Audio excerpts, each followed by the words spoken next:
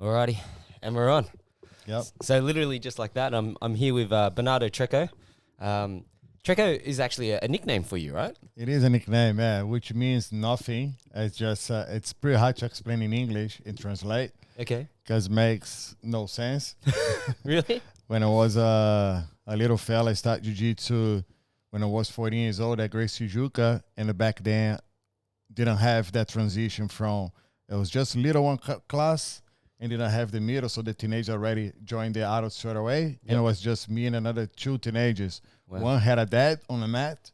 I was there by myself in the middle of all the adults. Wow. Yeah, and back then we used to go to martial arts school to toughen up. Yeah, there was a bit of the mentality.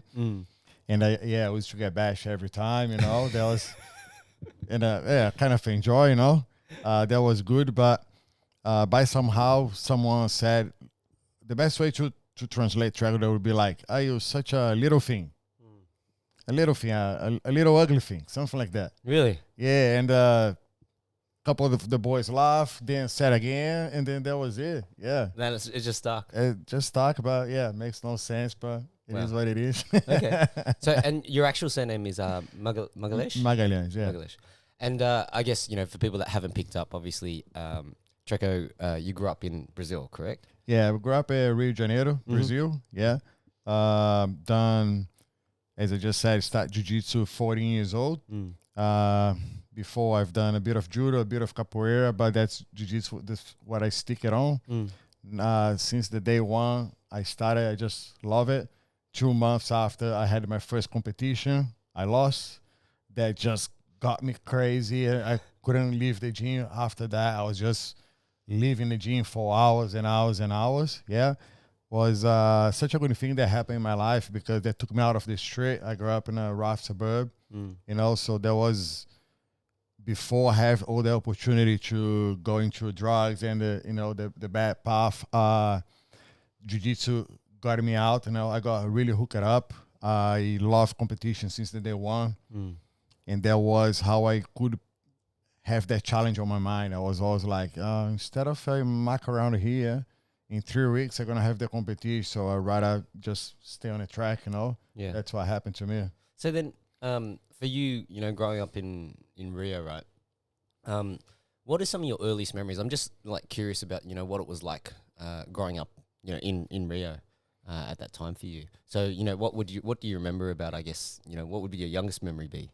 Yeah, it was, I would say, was amazing.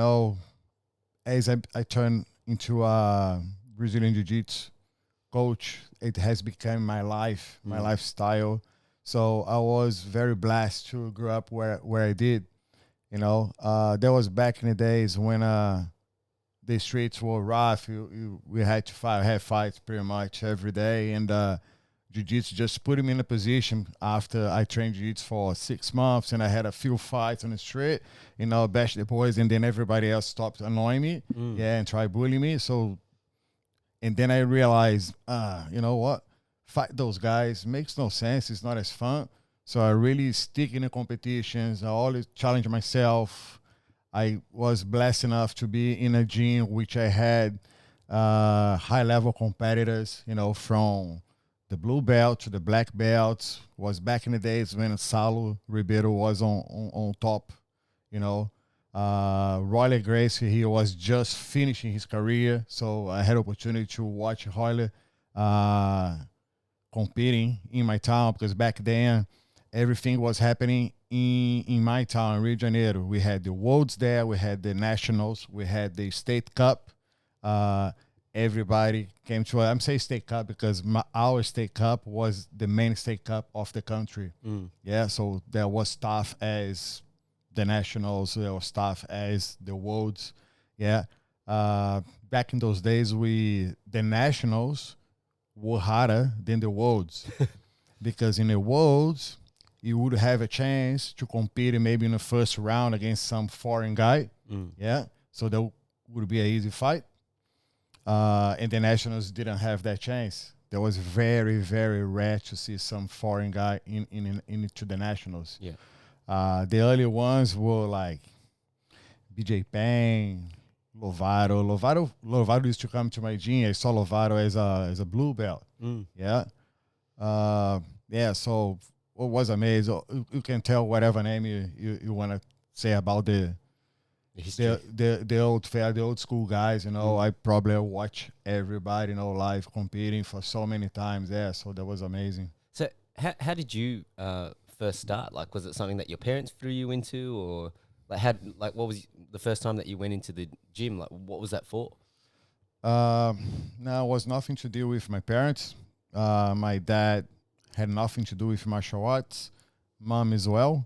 Mom always being a massive supporter for whatever I did it.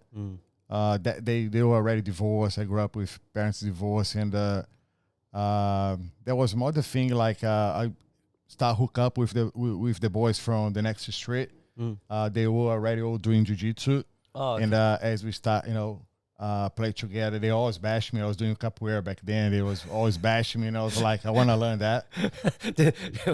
Was it a bit of a joke to them? Like, Yeah. oh, Bernardo's the capoeira boy, Yeah. and we're the jiu-jitsu guys, Yeah. and then we're gonna show him what's better. Yeah. Well, as a boy, we fight and just for fun, and I always lose, and they always bash me. And it's like I want to learn that, so they took me to the gym. Yeah. That's how everything started. Wow. Okay, that's cool. Yeah, and that's back in the days when wasn't even MMA, it was Vale Tudo. Yep. And I had a few of the boys going into that sort of competition, wasn't that popular. Was a bit of a background thing, the boys used to fight Bernardo. And since I'm 17, 18, I would start hanging more with those guys from the gym and helping them and train a little bit and that. But by then, didn't have any striking instructor in our school. From brown belt, I start to, I want to train more. I put the gloves on, but again, just put the gloves on and go. Yep. Yeah. So it's a bit of that, how I start getting involved into the MMA as well and watch my friends, supporting them. And there was the point of the Black House MMA starting in Rio. But I was like the opposite side of Rio. For me, it was so tough to make the sessions there, but I had the opportunity to get there 3-4 months before I moved to Australia. Oh, wow. Yeah, so training with those guys was amazing. Like, that was just like all my idols, the guys I used to watch on the Pride, back then, they were there, man. Daily basis training. I was just next to them, like, wow. And that's what really clicked in me. And I was like, man, I gotta try. Even if that doesn't work for me in the field, but I just gotta try. Because I was so busy doing uni, working. There was back then when dad passed away, so I had to work harder. Didn't have much time, but I was chasing. And I was like, I gotta get out of the country. If I'm still here, it's just not gonna happen. Really? So I ended up having the opportunity to come to Australia. I came here pretty broke, all my fight career pretty much was pretty broken. Not much money involved back then, Yep. I don't know exactly what's the boys fighting for these days, but back then wasn't much money in the industry. Yep. But I ended up, doing for the love, I can say. Yeah. Was just enough to pay my bills, pay my food, pay my rent, and have we built up a good team, a good reputation. There was a TPG. Had a lot of guys, came up, and a few stick it on for the whole process. Was 8 years, 9 years together, so it was amazing. Get a lot of the guys, local guys as well, with no idea about what MMA was, what Jiu-Jitsu was very early days of Jiu-Jitsu as well. And they all just spend the time in the gym, they listen what we said, and all happened, boys like Rich Vaz, Manuel Rodriguez, Roy O'Connell. Our school at the end ended up having a lot of the guys turn up into the UFC, they used to come to ours, and they were just starting. I can say a few names. They were kind of consistently there. and we will help each other, of course. But our school back then was a little bit more advanced, than the other crews. I had opportunity to train a lot with Alex Volkanovski. Yeah, Volka is become friends. We're from the same association, Jiu Jitsu. Joe Lopes, through Joe Lopes, which is his head coach. They used to come to the gym for sparring. The boys from Wollongong. Yep. And Joe asked me one day if he could do private class with me, jiu-jitsu. Yeah. And back then I didn't have privates because it was just Fox on me for training. And so Joe was my first student. There you go. Yeah, and from then we just kept training. And then I moved to Wollongong. So as I moved to Wollongong, I started to also go into the gym in my spare time, which was Monday or Tuesday morning. That was my day to go there and train with the boys. And there was heaps fun. Like a lot of those guys who are there right now. Now the gym's pretty hot. There are a lot of talents there. And I saw a lot of those guys just starting, Kobe. Starting. Kobe as well, for sure, yeah. Kobe used, man. Come on, you might as well. Kobe's been on the podcast and you can share a story about him. Kobe used to come, when I said the boys from Wollongong used to come to TP to spar back then. Before sparring, we had kids class, jiu-jitsu class. Yep. And Kobe used to come with the crew. Yep. But Kobe was like 12, 13 years old. So he used to come to the kids class with the gear. Yep. And then he just stayed there and watch the sparring. Yeah. Always. He was that kid which was always looking, like you'd see in his eye, that would be his future, and that's what's happening right now. Such a talented kid, good bloke, top guys. Not just Kobe, but all those guys from freestyle. You see what Joe is doing is just amazing. The way he runs that crew is amazing. He makes everybody understand. It's about training hard, dedication, and stay humble. You never seen those guys talking shit. Well, you also never, it's one of the things that I think is so underrated about Joe is that, he always has this sort of, I think from when you don't know Joe and you look at from the outside in, he's always just like a bit of a joker. Yeah. Right. But, he definitely runs a hard session. Right. Yeah. Yeah. And like part of, I guess, him hanging shit on people is part of the fun, to try and make training a little bit less crazy. Obviously you're doing something that is crazy. When you think about, jumping into a cage in your undies basically and punching on with another bloke or another lady if you're female. Yeah. So, what we do is crazy, right? And so then any sort of way that you can try and, make the days a little bit more enjoyable because you spend, 95% of it training and only 5% of it in the cage. Yep. So, and I think the other thing that I think is really underrated about Joe, just in terms of what you're saying, right? Like, so even back then, he noticed that, he had an opportunity to learn from you. And, Joe's really good at pulling in the influences that he thinks are going to be beneficial. Yeah, 100%. That's what I was going to say. Joe is just the perfect guy to be there in the right place, in the right spot, in the right time. Yeah. He did that. After Wall, that's when Alex had the opportunity to fight in Guam at the PXC, if I'm not wrong, the name of the event over there. I ended up going there once through him with Rory.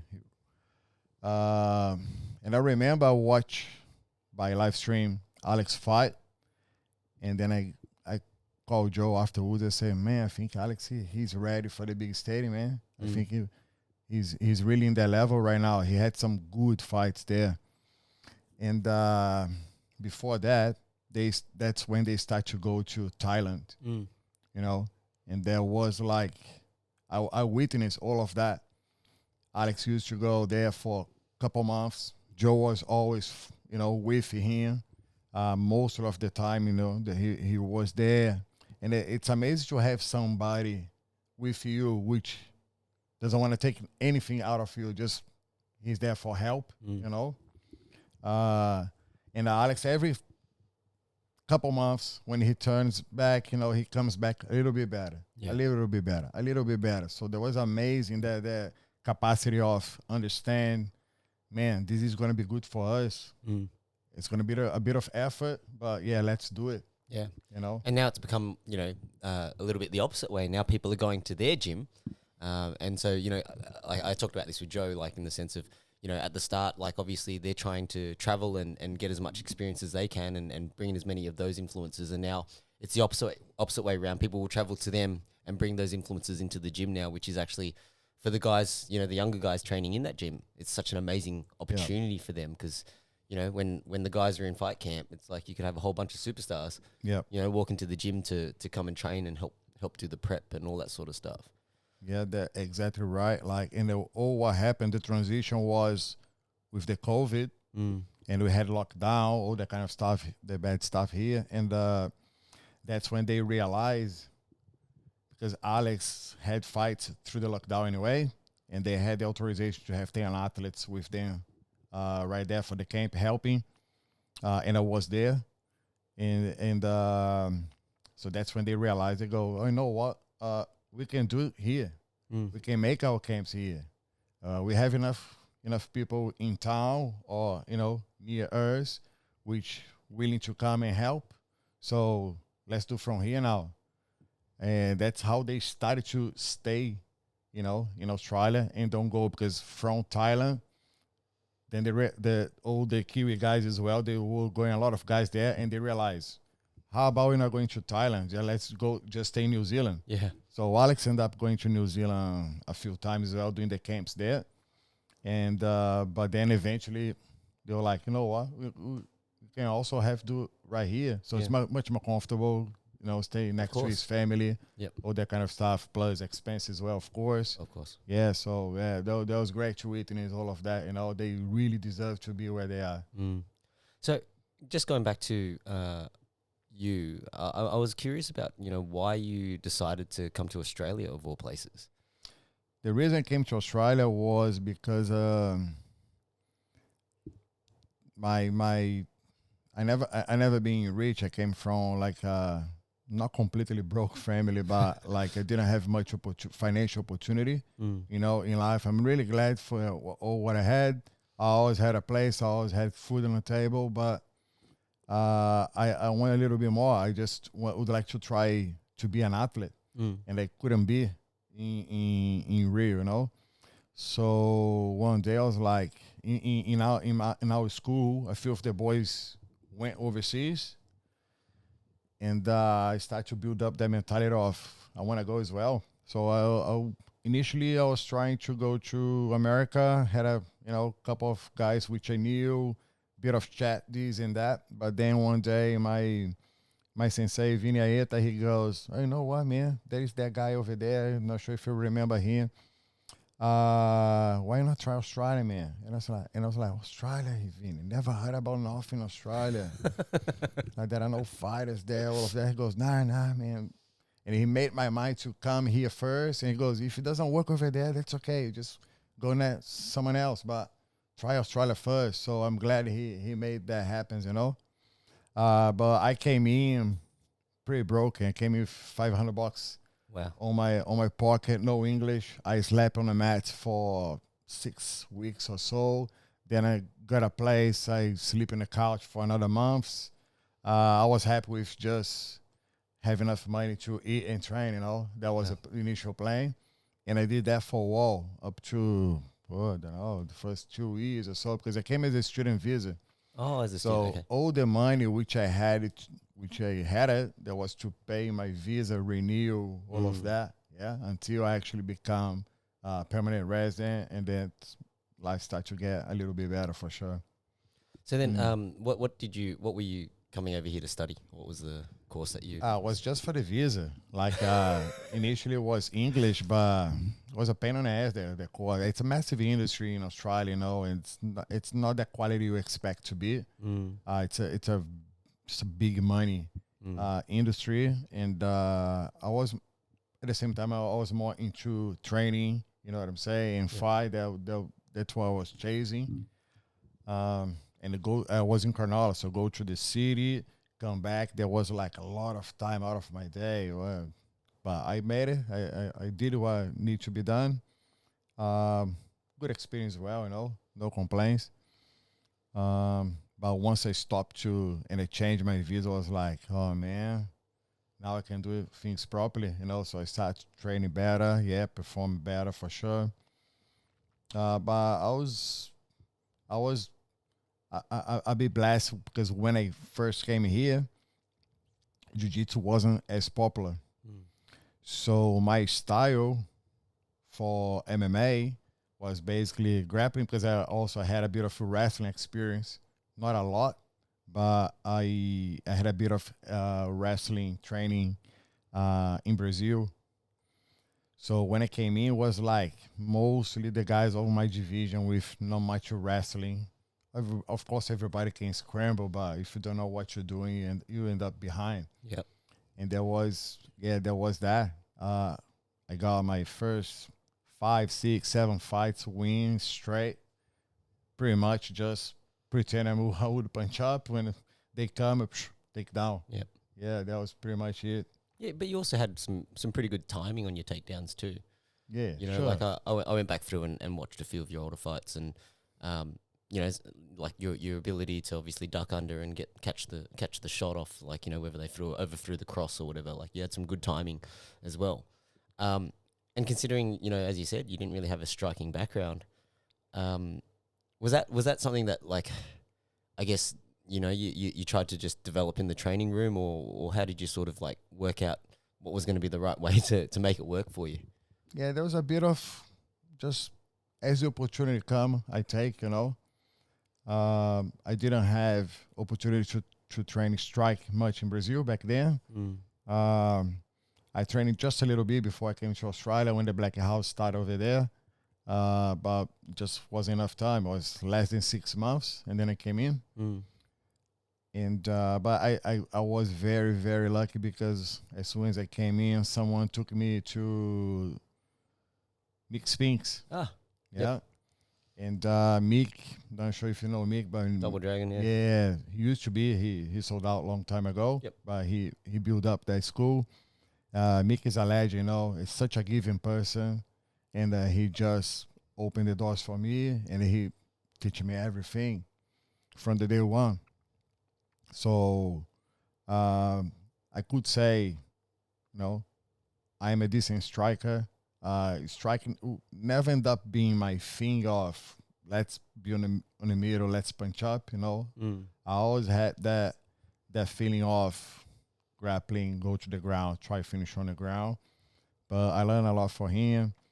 I end up doing a couple boxing fights, couple Muay Thai kickboxing fights, and pretty glad, and spent all this time with Mick, which was my main coach through my MMA career.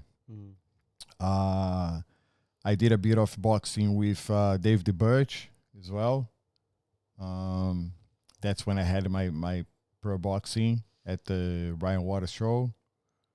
So it was good to hang with those guys over there for a little while. Good crew, tough crew. They all mad. Those guys punch up, well, all day, every day, But I learned a lot from those guys. And I think that was it from my striking. Yeah, bit of boxing, mostly with Mick Spinks. Yeah, that's it. And so then, when you first competed in MMA, was that in Australia? So did you manage to fight over in Brazil before you came over, or was the first ones were always here in Australia? Yeah, I didn't have enough time for training. Yeah. And what like, I guess, do you remember what that first experience was like for you? It was madness. Yeah. My first fight was against Jay Bradley. Yep. In Queensland, in Gold Coast, in his hometown. I had no idea where I was. And that was the first time pretty much I put the small gloves on and the punch up, Back then I just had the punch up hard with big gloves. And I will never forget that feeling when we're starting and we're kind of, look at each other and the ref goes, let's go. And he jabbed right on my nose and there was that sharp pain. Yep. And I was like, man, it's on. Yeah. I gotta go. Yeah. I never watched the fight. There was the Warriors Real. Warriors Realm. Yeah. Yeah. I never had the chance to watch the fight. It's not on YouTube. Would be actually pretty funny to watch the fight. I would say I got some pictures from there. The pictures is like all over the place. The positions are like scramble. I'm here, leg there. You know, there was pretty much a street fight from my side. That's for sure. At the end of the fight, I won. It was by decision. But I did a illegal kick on his face on the ground, like pride. Yeah. Because when I was in Rio, we were training their rules. Yep. Yeah.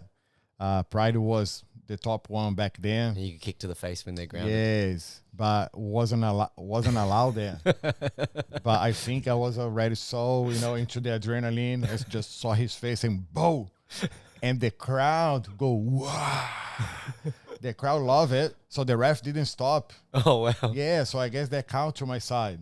Oh shit! Okay. So that towards the end of the fight, like the crowd was like, and it was through me. I feel that's why they gave to me. I don't know. It would be funny. It would be interesting to watch the fight. Oh wow! Yeah, that's like Pride back in the day was, and I think not just in Brazil, but I think a lot of people obviously look to Pride as being like the mecca of mixed martial arts at the time. Like it was probably the most profound organization on the scene. Yeah. And I think especially for like all the Brazilians, like you guys all really looked up to Pride. Do you know why that was? Like, was it because of like the jiu-jitsu judo link in Japan, or was there another reason why everybody loved Pride? Nah, they were just good enough to be there. Yeah. The Brazilian fighters which were there, they were just good enough to be with, because wasn't only Brazilians, were Russians, with Fedor, all those guys, Americans. They were just the top guys were there. Yeah, and the Brazilians, which they were pretty much everybody from or shootbox or BTT, or from Carson Gracie, those guys. They were the guys back then. They were training already MMA properly. Yeah. So they got the opportunity, they got the wins. They just kept going. Yeah. Yeah, that wasn't real. The atmosphere in my town, because there was a BTT town, wasn't even my team, but they were the jiu-jitsu representatives. Even they were there, of course, everybody with stand-up experience, boxing, whatever, had those guys like Minotauro, good strikers, but they were the jiu-jitsu guys for us. Yep. And they were against the Muay Thai guys, the shoot box. Brazil is very competitive. The Brazilian people, they're very competitive. Yeah, that's why soccer, all that kind of competition, we try to kill each other and love each other at the same time. Yeah, that's the culture there. But the boys from the shoot box, they are original from Muay Thai. The first jiu-jitsu black belt came to there and started teaching there. There was my teammate Cristiano Marcelo. Yeah. Then they had Nino Chambry. Not sure if you have heard about Nino. One of the best jiu-jitsu guys ever. Around what he was, middleweight? Nah, not middleweight. The one above, middle heavy, heavyweight. He was around there. Like Nino's amazing. The guy is loves Elvis Presley. Do you know who I'm talking? I know the name Nino Shimmer. I'm just trying to recall it in my head. You should check his out. That's one of the most beautiful jiu-jitsu players ever. Wow. If you go to the world, see that he beat everyone, you know what I'm saying? And just amazing, that guy. Yeah. So I think he was the second Brazilian jiu-jitsu, but that was such a battle, man. I remember when Cristiano went there, the guys on my school were talking so much crap about him. How come he's doing that? Traitor. Gonna teach those guys, blah blah. Yeah. Me, I was thinking, man, such a good opportunity, Gonna fight, gonna train with those guys. The shoot box was already shoot box. Yeah, Vanderlei was already Vanderlei. Yeah, those guys. And he ended up. Cristiano now he runs his own school called CM System. Yeah, so he had guys. He got guys in UFC fighting all around the world. Yeah. Cristiano is the guy who fought on you know that. He fought a crazy horse on a background. Remember? Yeah. He crazy horse came Tronoy Vanderlei, and Cristiano was the guy who was like, "Hey man, get out of here!" Yeah, okay. And he ended up triangle him, put him to sleep. That's Cristiano. Yeah. Okay, there you go. Yeah. Here we go. There's a lot of MMA history here, right? So I didn't realize. Obviously, like people get very. It's funny, like everybody gets very tribal about the team thing, right?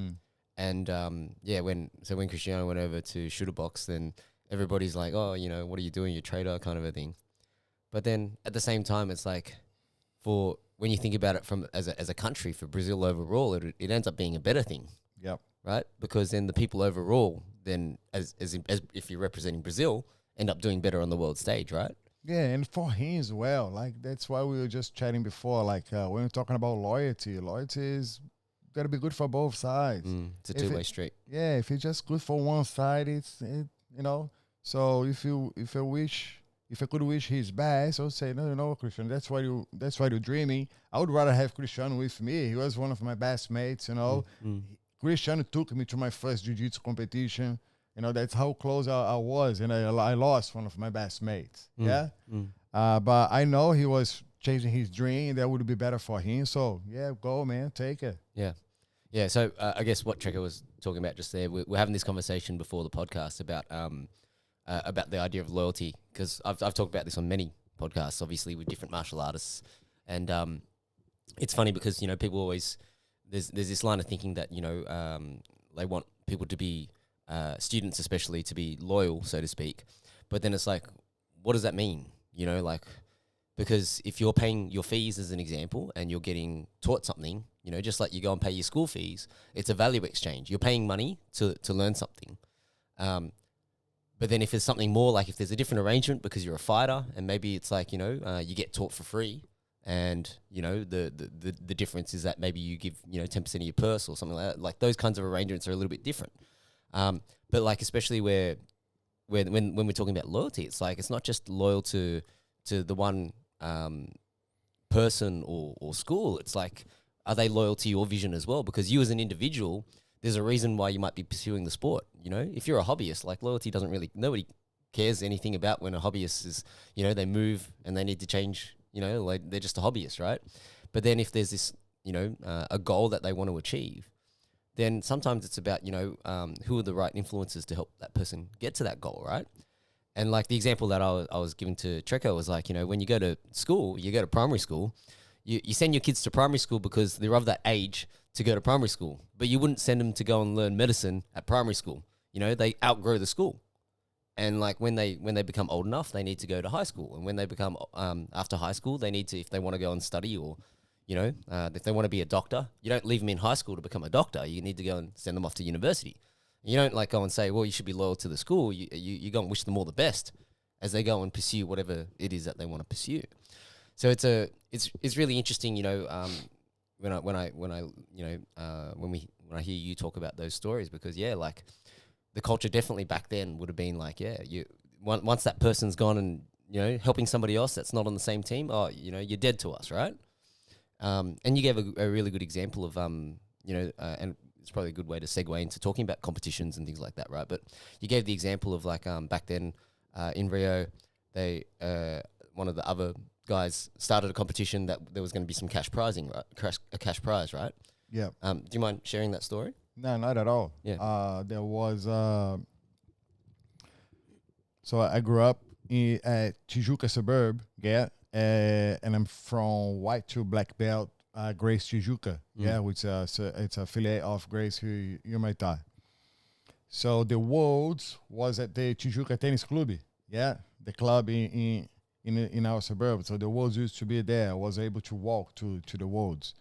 And at one time, a guy called Luizinho from Nova União, he started a new federation, and his flag was just for cash prize.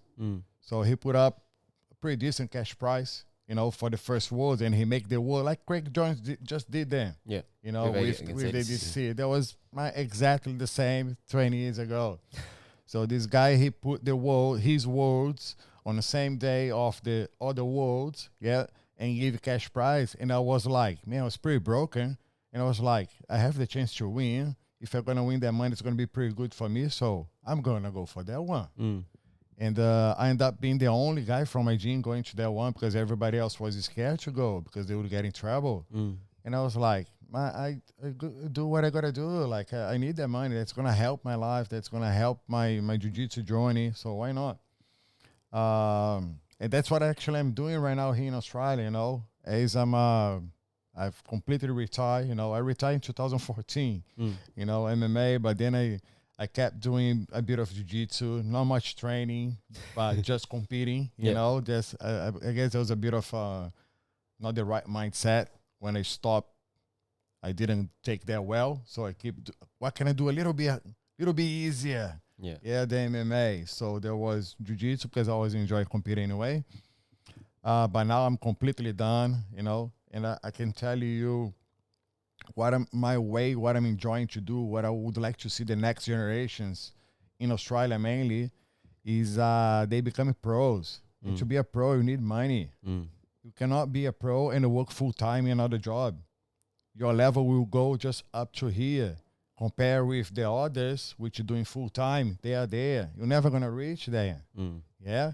And more than ever, we have guys like Craig Jones, you know, Lachlan from Melbourne, and another few, which they already reached the top of the world. Yeah? And it's very clear for me to say, man, look there, but they had to do so much to get there. Craig left the country, you know. Not just Craig, but most of the guys live in America, you know, and like, come on, let's do over here. You know, we live in such a good country with a strong economy, you know, money here is not a problem. You just got to get the right guys to do the right thing, you know, and bring money to the industry. Let's make our industry, you know, good enough to get good sponsors. People wouldn't mind to put their brand in a nice event, you know, with the right people there. That's not a problem right here. So my flag right now, when sometimes I go and I put some posts talking about the other comp, say, you know, I put another day, I said, man, over 2,000 entries in that comp, amazing. But how about get some cash prize for the athletes? Give at least for the black belts, you know, start by somehow and support them. Yeah. Because you're going to end up having more black belts competing. Yeah. I've been coaching for a long time, and I have lost a lot of students from kids, teenagers to the adults because they have to work. And their family not going to support. They're not working for the next few years, just keep training, competing, you know. But if I can come to those parents and say, you know what, your kid, pretty talented, man. He got the chance now. If he goes through the circuit, at the end of the year, he can get 100K. How's that? I'm pretty sure if you can provide that for your kid, you would say, yeah, have a crack for a few years, see what happens. Yeah. That's my plan. Every meeting I have with the sponsors for my competitions, I say, guys, whatever you guys giving to me, I will give to the athletes. Yeah. So all the money provided from the sponsors, I take it and I put it as a cash prize to the athletes. So mostly my competition has cash prize. Yeah. I believe that's the way to go for we here in Australia go to the next level. We gotta have that. It's amazing what all the other competition. I'm a massive supporter of competition for whatever you're doing. Definitely you're helping the sport, but we gotta go not just play with amateurs. Yep. You know, it's amazing for the kids. It's amazing for beginners. We can go through all this theory about how much benefits jiu-jitsu giving to you. Yeah, I got that. Yeah, that's not what I'm saying. I'm talking about the guys who wants a little bit more. And you got a bunch of those guys right now here. Bunch of those guys. Look at the next generation coming up, you know. We had for the last 2 ADCC trials, Oceania, Australians clean up the trials. Yeah. You know, that never happened before, man. So come on, it's a green light there. Let's do it. but the community, not just me or someone else, the whole community got to wake up and go, you know what? That's the guys, they supporting us. Because once it's done, I'm pretty sure the other competitions going to start doing as well. And that's going to be good for everybody. Absolutely. I don't want to be the big dog, you know. I don't want to be that guy who's on top. It's the opposite. I had my times, you know. I'm now 43 years old. I don't need to be under the bright lights anymore. Yeah. I'm doing that for the community. I'm not saying I'm working for free. Yeah. But I want to do, that's my way to give back. And there's just so much potential here. So much. I see those young fellas here. They doing the right thing. They trying hard. But I would get really upset, you know, when I get someone, I know what, I'm working full time and I can't do that anymore. Sorry. Man, it's a pretty bad story. Yeah. It happens a lot. You know, I think it's one of those tough things that when you try and find a balance point, you know, oftentimes something has to give, right? And I think what I always say to the young guys is that, you know, you should be trying to do as much as you can of everything, because you don't know where life is going to end up as well, right? So, you know, if you're young and you're still in school, I wouldn't recommend, obviously, you know, just saying give up on school and just go full-time in jiu-jitsu, because what happens if you don't like it anymore after a few years? I try. Right? But like, you know... Mom got mad. Mom got mad? Yeah? Didn't let him. Yeah, well, because it's like using... Just on that vein, right? Like, even if it's like, okay, let's say your passion still burns for 10, 15 years and you could have a great career. What happens if you get hit by a car? Or you have an accident riding your skateboard, or something happens, right? And now that's taken away from you. It's pretty dangerous for anyone to put like all of your identity on this one thing. Yep. Right? And like, even if you are pursuing, you know, jiu-jitsu as a full-time athlete, I would just say, like, make sure that that's not where you tie your identity to, you know? Because at the end of the day, whether you have jiu-jitsu or not, you're still a person, right? Jiu-jitsu is just a thing that you do. It's not your identity. And I think, you know, I guess, you know, I sort of want to ask this of you as well, because I think for a lot of guys that compete, you know, like when you're a fighter, right? Like, you tie a lot of your identity to being a fighter. And so when it came time for you in terms of like retiring to say, okay, I'm done with fighting, was that tough for you mentally? Yes, it was. Another day, maybe a few years after I retired, I was reading a book, and it was a life change. They were talking about in Cuba with the Olympics athletes. They were having massive suicide case after they stopped it. So they started research why, and they started to try different things. And what really worked was keep those guys on board. What I mean by that, yes, you're not on the team anymore. You're not their athlete anymore. However, you're still on the team. So they will start to giving the guys jobs. Yeah. So slowly they were doing less and less and less. Yeah. So they let their body get used to, the body and the mind get used to, you're not going to do that much anymore. That's okay. And then you can do a little bit less. You can do a little bit better. By somehow, being a coach, being whatever, part of the team by somehow, yeah. And the numbers of the suicide just Start to drop. Just dropped so much. So, and when I was reading that, I was like, man, that's me. Yeah. I was completely mad when I just stopped it, but I didn't know what was going on. I thought it was okay, but yeah, I can see myself there. Yeah. And that's what I'm saying. The sports, you know, our sport in Australia, MMA, Jiu Jitsu, is still so amateur. Even saying we've got the best guy in the world, Alex Volkanovski, the best, how to say, PW. He was the number one UFC. Oh, pound for pound. Yeah. Yep. We had that guy right here in the next suburb, that close to us.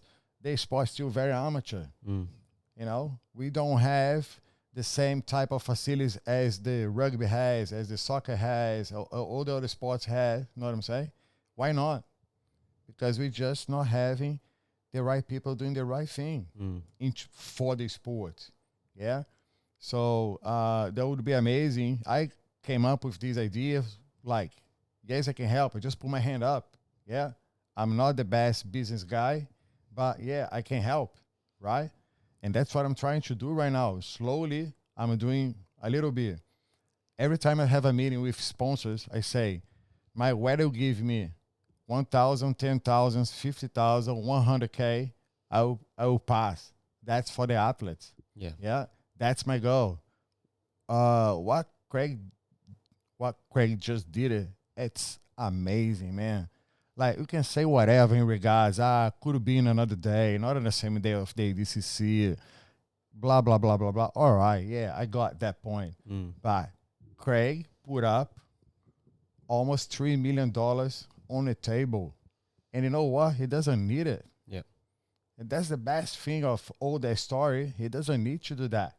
He did it because he cared about the others. Yeah. How much he actually take out of all their work. You know what I'm saying? Definitely the money what he take. I don't know how much. But it shouldn't be $3 million. I don't think it's $3 million. You know what I'm saying? Because then it would have been a $6 million tournament. So he gave much more than what actually he take, you know? So he just wake up everyone else, I hope, and go, you know what, guys? We are pros. Yeah. We working as a pros. We living as a pros. So we got to be paid as a pro. You know? What's the difference in between an MMA fighter and a soccer player? Yeah. You know, probably MMA fighter trains much more. Yeah. Nothing wrong against soccer players, you know? Hopefully they get definitely more. Takes a lot more damage, that's for sure. Yeah, hopefully they get more and more money. But I'm talking about the amount of effort, you know, to reach the top. Yeah.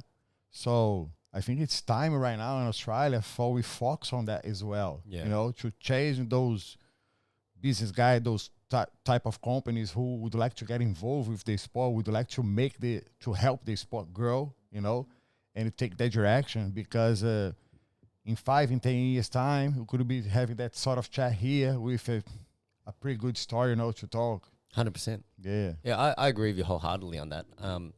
You know, I always, I take this line of thinking that for the sport to be successful, it needs to be commercial, right? Yeah. And there's a reason why I say this, because I think you can't really rely on when people say, you know, oh, they're doing it out of the goodness of their heart, but like, how long can your family survive if you're giving everything away, right? Like, I'm not saying that you need to get rich from it, but I'm saying that you need to be able to sustain yourself so that you can continue to do it for a long time. Because as with anything, you know, whether it's martial arts or any sort of endeavor, you know, whether it's your career, anything like that, the longer that you stay in that field, the higher the likelihood that you progress to the top. You know, we've seen it with so many MMA guys that, you know, it's sometimes it's just about time in the sport, not necessarily, you know, that they were the best or whatever. We've seen plenty of guys with probably all the talent in the world, but then maybe just can't quite make it happen, right? So the problem, you know, when you have people in the sport who say, oh, no, I'm doing it because I'm passionate or I love the sport. The problem is then at some point, you know, that passion gives way to, okay, look, you know, I need to pay this or do that, and then, you know, we get these instances of corruption that we see in a lot of bodies, right, where it's corrupt. They say that they do it for the love of the sport, and money gets grifted because they need to line their own pockets to keep going, right? Otherwise, they feel like it's just they're doing it for nothing. Whereas if you take the mindset of, hey, if we start with the whole idea of it being commercial, that means A, we try and bring more money in, whether it's through ticket sales, sponsorships, you name it. Then B, it means that we can then pay more money out, because the more successful you are as an organization, like the Australian Grappling Federation or Event One, the more successful that event becomes, then the more money that then you can accumulate and the more money that then you can disperse, right? And so that's why I always had my mentality about it is, you know, the sport 100%, you know, has to be commercial in that sense, because the alternative is that you have a, you know, what's the right way to put this? Like a government-run system. And, you know, unfortunately, government can often be inefficient. Let's be real, right? Like, yes, you know, fully agree. So I think, you know, when you sort of like try and have like this, what's the right way to put it? Like this like a democratized kind of setup to go and say, okay, we'll create this body that's going to oversee this and oversee that, and then it becomes like this big juggernaut that then doesn't really, like, there's all these people getting paid because there's so many layers of bureaucracy before it actually filters down to the athletes. Like sometimes you don't get economies of scale. Sometimes it's better off just having, you know, a couple of guys or a handful of guys running an organization where, okay, we don't have to pay 50 people on staff, right? We might have to pay 2 or 3 because it's to reimburse them for the amount of time that they spend on it. Yep. And then more money can then flow through to the people that you wanted it to get to, Yep. which was the athletes in the first place. Yeah, 100%. Look, this, how come, that's what blows my mind. How come in Australia we don't have judo and wrestling world champion? We don't have judo and wrestling Olympic medals, like gold medals. How come? We're in the first world country, you know, we got enough money to do whatever we want. How come those guys are not here? You know, well, here's an interesting side note, right? And this isn't a slide on government or anything like that, right? Like I know I've seen some paperwork which sort of says, you know, what would you get if you won an Olympic medal in judo, as an example, and you get 20K. Well, that was the number that I saw. I don't know whether that's changed over the years, but you think about it, you get this one opportunity every 4 years, and how many comps have you got to go and do to qualify, first of all, to get yourself in a standing that you can actually maybe place, let alone medal, and for a gold medal, 20 grand. And but that's my point. Why we're not running the proper system for those sports? Yeah. I had an opportunity to go to represent Australia in Sambo in London, 2000. Was that 12? I think 2012. Yeah, you're right. Yep. And when I got over there, they had Team A, Russia for judo, Team A, Canada, Team A, Azerbaijan, Kazakhstan, England, yeah. And we were there, we were looking like, maybe I would say the opposite way. Probably they were looking us and they're like, those guys doing here. You know what I'm saying? Yeah. Those guys, they already all know each other. They are in a circuit for 4 years. So the country, the government provided them. They are full-time athletes for the country. Yeah. Yeah. So they got all the benefits, you know, to be an athlete and represent the country. So that's why they are that good. That's why they've got all these results. Yeah. And why not us? That's my question. Why not? Yeah. Well, so the flip side is like I think the government angle is like, well, we're going to invest in the sports where we have a history of performing well in, you know, like your swimming, those sorts of athletic endeavors, where Aussies, you know, we typically do quite well. But then, you know, it's a catch-22 because if you don't invest in the sport, you'll never get the results that you want. And then if you never get the results, and that's the handbrake to why you invest back in it. That's why I say it's, you know, it almost has to come back to, you know, us who are in the sports to try and like promote it and offer other alternative pathways, right? Yeah, we just haven't got the right people there. It's basically the short answer for that. We just haven't got the right people there. Don't get me wrong, no disrespect with anybody.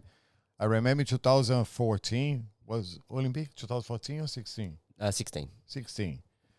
A friend of mine was in a judo circuit. Yeah. I remember he saying to me there was 6 or 8 months before the next Olympics. Australia didn't have a judo coach yet. Wow. Sort of. So it was not just the team wasn't training together and living together and traveling together through the circuit. They didn't have the coach yet. Wow. What's the result? No medals. Of course. Yeah. Well, I think there could be a pretty good opportunity for that to change because, you know, we're hosting the 2032 Olympics up in Brisbane. Yep. So then I have seen, you know, some posts circulating on social media where they're saying, you know, they're looking for people that maybe have done other sports and potentially considering other, you know, like alternative sports to try and make, have our best result, I guess, across all the sports. So it probably, will become a bit of a focus, but it comes down to those other things, because, you need to have the right coaches in place, and you need to have like a commitment. Like, obviously, if somebody's going to be coaching an Olympic squad, so to speak, they need to make sure that they're making enough of a living from that, so that they can focus on that too, right? It's a full-time job. Yeah. I think that's one of the key differences between, I guess, how it's sort of looked at here versus, in Russia or like the Eastern European countries where, wrestling is so huge, and like all of these guys are funded by the government, so that all they need to worry about is being successful at the Olympics. Yep. Right. So, and sorry, just to sort of add another point onto that, I think that's probably why we see, a lot of our, whether it's jiu-jitsu guys or wrestlers, they end up going to mixed martial arts, right? 100%. Because it's a commercial pathway. Yep. Right. And we see that, like, with, the amount where we just got, Quillen Sackhild, Cody Haddon just, they just both got signed to the UFC of Contender Series. Like, I think John O'Mcallef down in Melbourne's just got his shot at Contender Series. So, like, a lot of these guys are pursuing that pathway because it's commercial. There's a commercial reality to it. Like, yes, you can say whatever you want about the UFC, but at the end of the day, these guys are professionals in the sport. They want to get paid for what they're doing. UFC was the first company after Pride who could provide to the fighters a full-time job. Yeah, so if you win and you win a circuit, it's your full-time job. Yeah, whatever, could be a little bit better here, a little bit better there. Yeah, of course, always can be better. Yeah, especially look from outside, it's much easier to judge.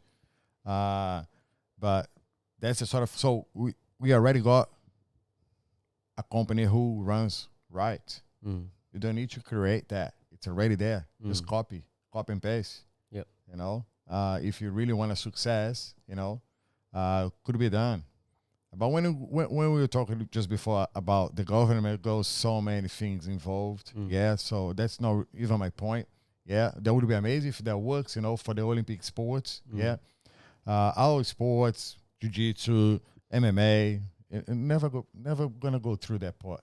Yeah, the people talk every Olympics coming. Jiu-jitsu should go. I don't think so. It's never gonna happen. Yeah, and then maybe it's even better if it doesn't. Yeah.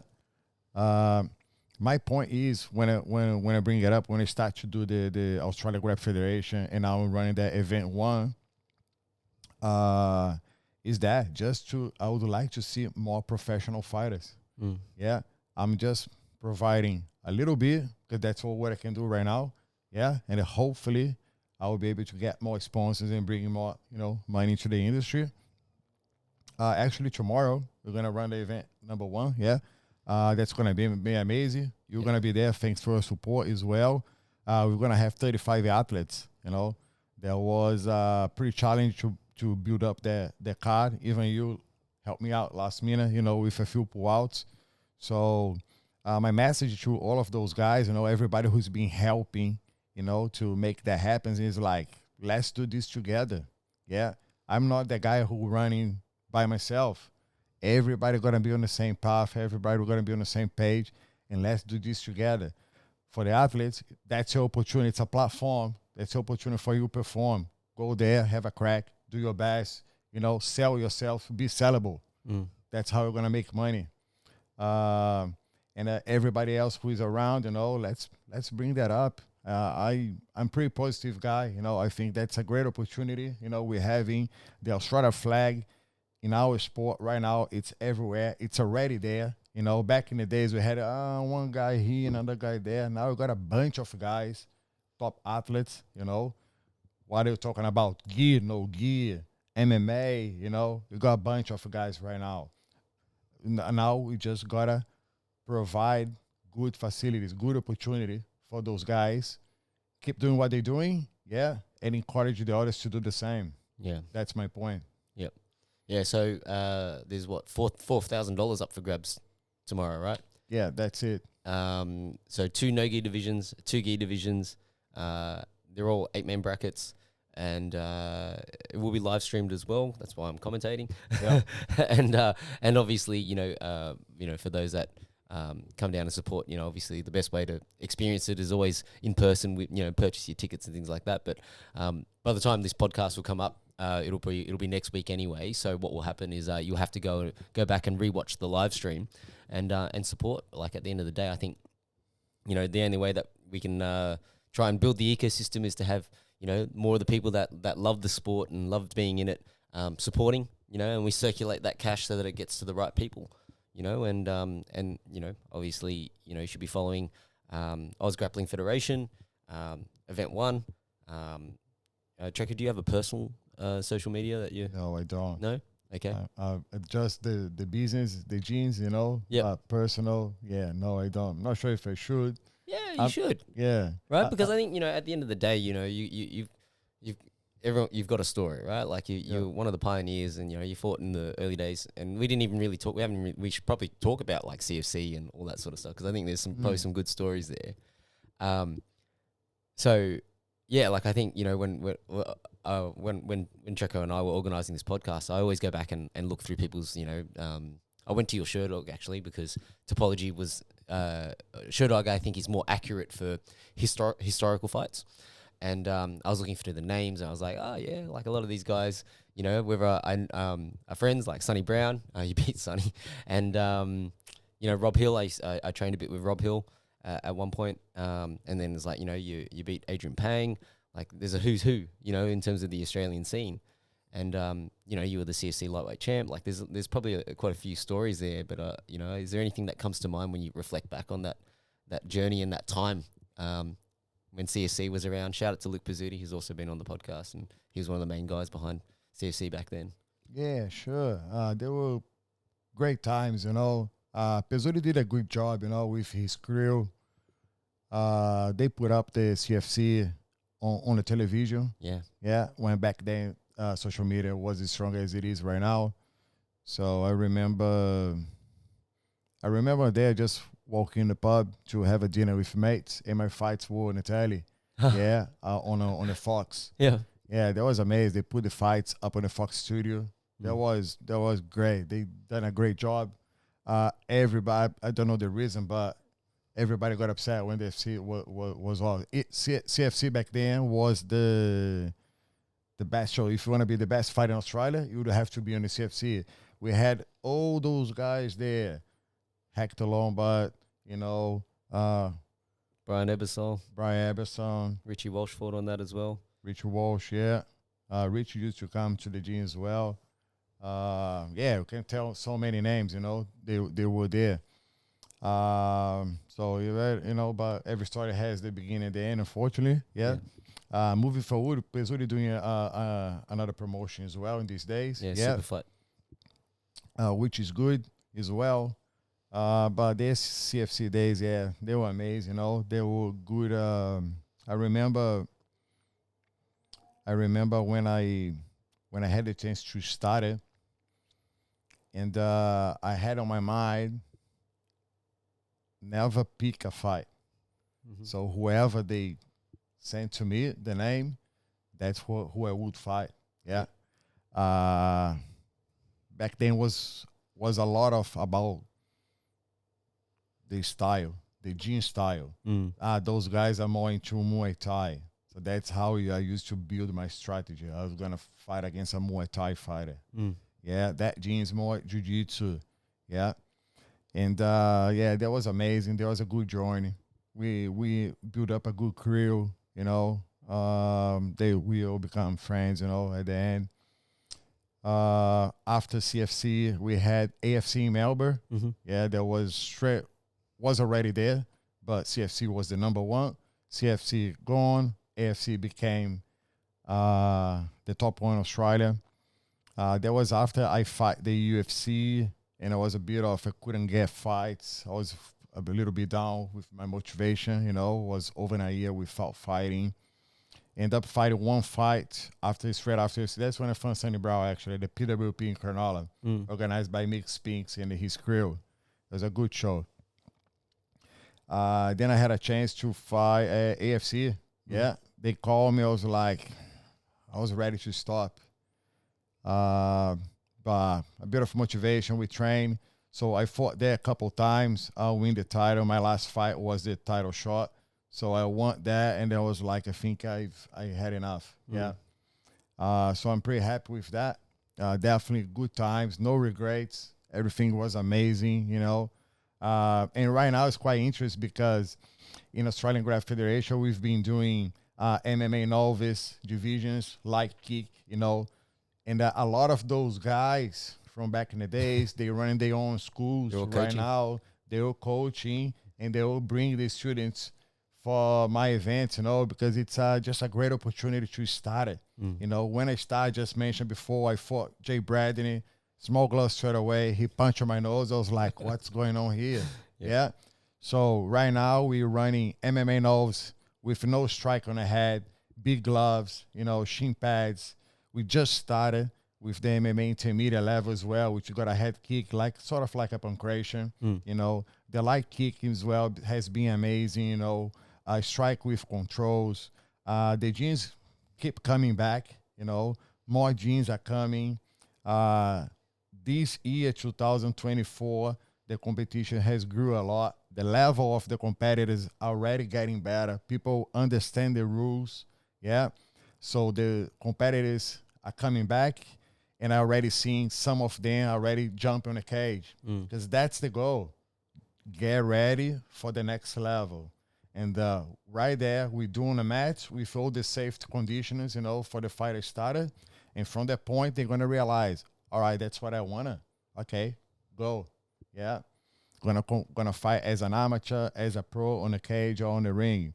Next year, I can tell you right now, next year, we will merge the competitions all into Australian Grappling Federation, and we're gonna run state cups and we're gonna run nationals for MMA and the light kick. You know, the reason for that is just because I've been getting so good feedbacks of people. You know, it's been amazing. All the gyms are happy with not just my job, but the whole crew. The referees, they have been consistent in our competitions. Everybody says are happy how the refs, you know, running. And of course we make mistakes. Now everybody makes mistakes in life, but most of the referees, they've been putting up a good commitment with the sport, I would say. Everybody there is like guys like who already ref on UFC, like Con, Anthony, you know, those guys. They keep coming back, and they happy to be there, happy to help. Yeah, that's the main thing what we're doing right now. It's funny when you're getting old, you look up those things and you go like, you know what? I can help. I can help the next generation. Let's do it. We can do that together. Yeah. And that's what's happening right now. So from the next year, we're looking forward to build up state cups and the nationals, you know, and from there, I hope that's going to be a better marketing for those guys, because once they become a state cup of a legit state cup, that means something. Yeah. When you become a national champion, right, of something, that's going to help them to come up to the next level. That's what we're looking for. Yeah. So it's a good little like couple of stepping stones to sort of help them build themselves, right? 100%, man. That's the way to go. Yeah.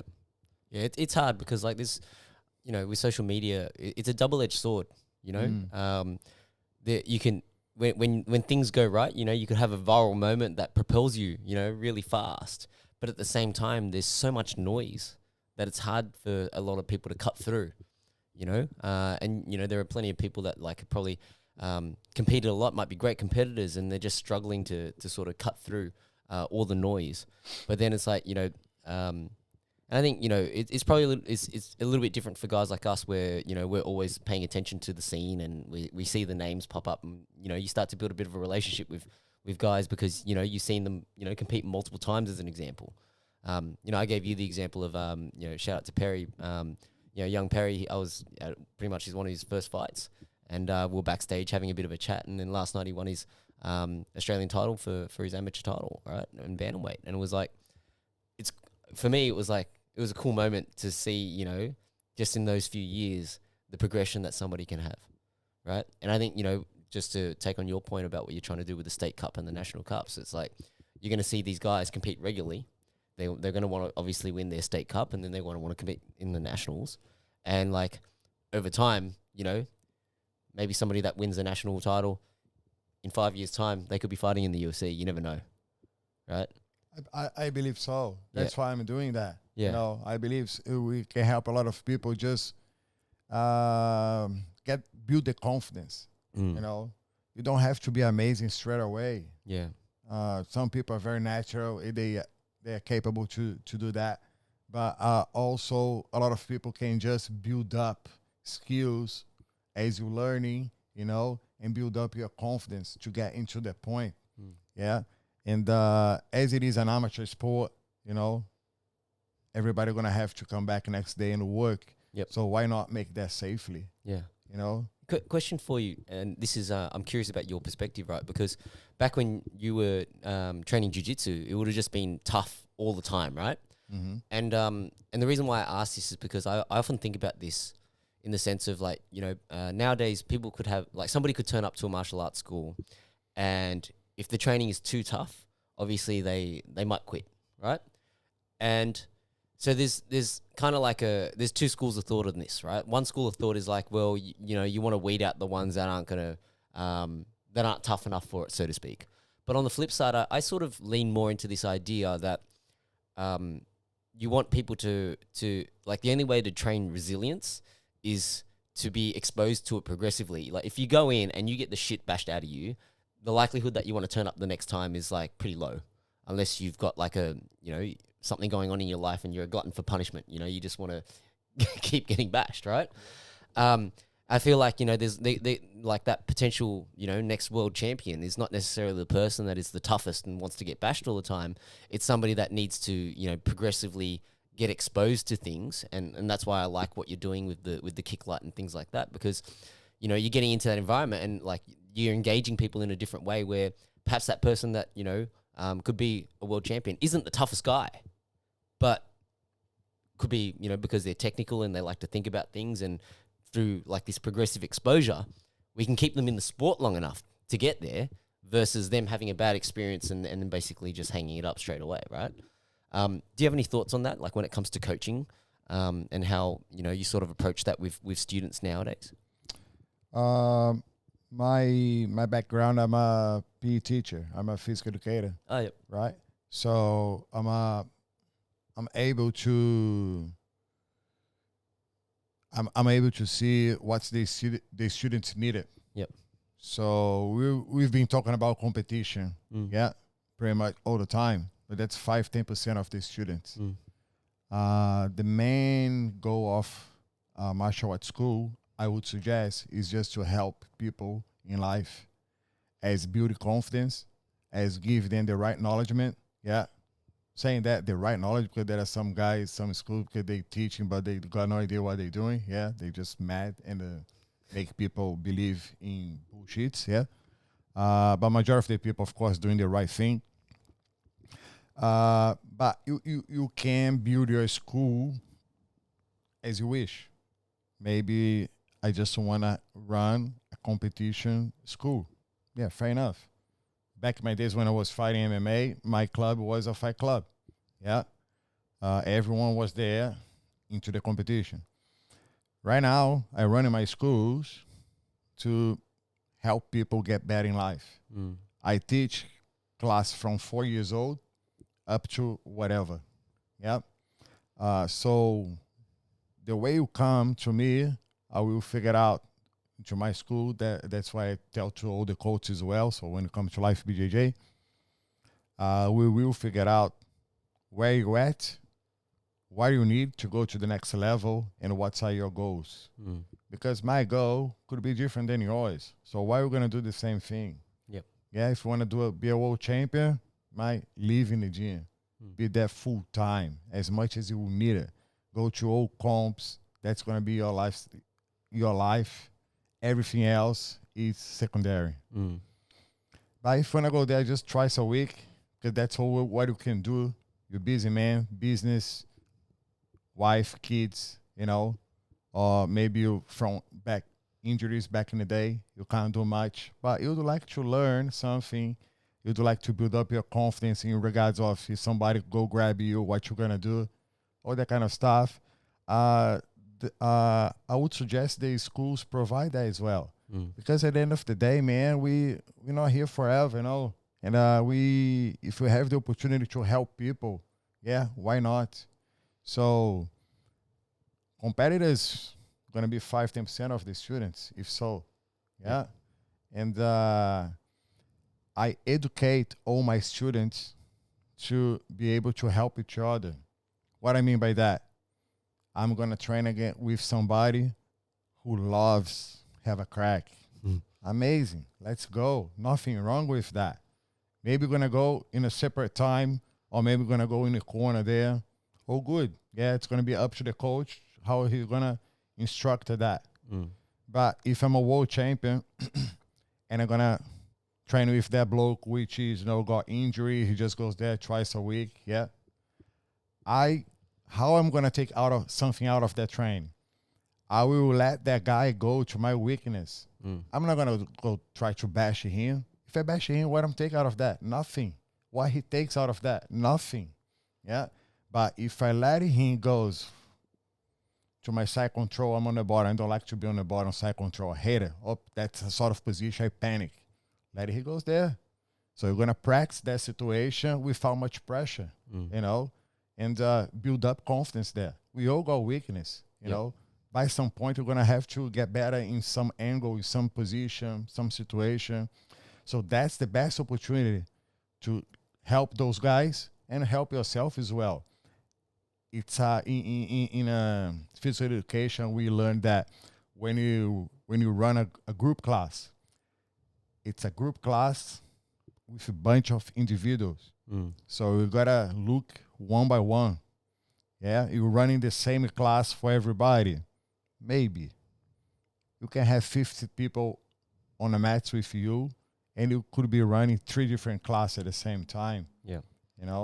Guys with a better level, you can run different times as well. But I'm just trying to, let's say you got one room in your gym, you got 50 people, 20 people there, whatever number we want to talk. You can run different class on the same spot. It's just the way you're gonna instruct the people. Yeah, just the way you're gonna pass the message, make them understand. Yeah.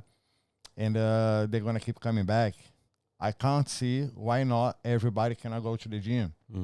I got 2 kids. I got 2 girls, right? My wife, she's not a martial arts person. My girls, they want to be mostly with mom. Yeah. So when mom doesn't, makes harder for dad says, nah, you got to do it. Yeah. So my girls, one turning night, she never compete a comp. Everybody goes, oh, why don't I compete this and that? Let's go. Honestly, it's not hers. Yeah. But she trains. And how many times she has come to me and say, I don't feel like to train, I want to quit. I was like, nah, not going to quit. Maybe not going to train hard as those guys who's going to go to the next comp. Yeah. But you're going to keep doing because I can see benefits of that for her, for your confidence. Yeah. Maybe in the future, someone try to grab you or so, you're gonna react like a second nature. Whenever that happens, you don't think, you just react. Okay. Yeah. So that's the main thing of running my short school. Whether you're just gonna run a even so the other side of the coin, if you're just gonna run a competition school, you're also gonna help people in life, right? But you have to be that coach, which you are a given person, because work with athletes requires much more time, much more dedication of your own life, to them. Yeah. The guys who just go a couple times to the gym, they go there to have a good time right there, and whatever they're gonna do outside, not gonna change much. Yeah. But with the athletes, you gotta be on top of them. Like, hey man, how you doing? What have you done today? Did you have some food? Yeah, how you feeling? We're gonna train hard, or we're gonna go slowly. How you feeling? Any injury? How about this? How about you gotta know everything about their own life. Yeah. Yeah. So that requires so much for the coach. If you wanna run a competition school just because you think it's cool, Man, wrong spot, man. You're gonna have to give a lot of your own life. You're not going to make a lot of money. I hope you do. Go on, It's Trekko. tough. It's tough. We know the reality about Yeah, that. tough, but not impossible. Out of curiosity and a little bit of a segue, but like when you're going throughout all these years, right? Like, were you working other jobs to try and sustain yourself as well? Because fighting back then, money wasn't like would. Oh yeah. Yeah. I did whatever I need to cover that gap. So what kind of jobs, out of curiosity? Man, put it like that. When I first came to Australia, I couldn't speak English, so I did whatever they. No, even they told me to. They showed me to do it because I couldn't understand what people were saying. In construction, demolition, I have been in working in a pub, cleaning, catching glasses, whatever. Yeah, I did whatever I had to do to make a bit of money so I could pay my rent and my food. Yeah, that was pretty much then. The gym was a fight club back then, as I said. So yeah, not much money. Yep. Right. But I had buddies for training, and that was my priority back then. So I never really focused on money. Yeah, I'm not that sort of guy. I was focused back then to reach the top. What I need to do to reach the top, to be the number one Australia, and that's what I did. Yep. Unfortunately, didn't make money. That would be even better. Yeah, but I had a good time. Yeah. Well, those experiences, I think, there are things that money can't buy, right? Yeah. And to be able to say that you've achieved those things is that you can't buy that. No matter how much money you got in the world, you can't buy it. You have to put the time in. You have to put the effort in. And without that, like, it's meaningless anyway, right? Like, if you just might as well just go buy like the UFC belt and go put it on your shoulder. Oh, I'm a champion, right? It means nothing because it doesn't have all the hard work that goes behind it, right? Yeah. All right. I think we should wrap up there. But it was really good to chat to you. No worries, man. I appreciate you sharing. Yeah, I appreciate your time. I appreciate the opportunity, to share my stories and also give my opinions in regards the sport now, the sport how it was back in the days, and what I hope for the future, Yeah. Thank you very much. All right. Well, yeah. So for everyone, you should go back and check out, event 1, and obviously stay tuned for all the announcement for future events, right? That's it. All right. Thanks, everyone. Good.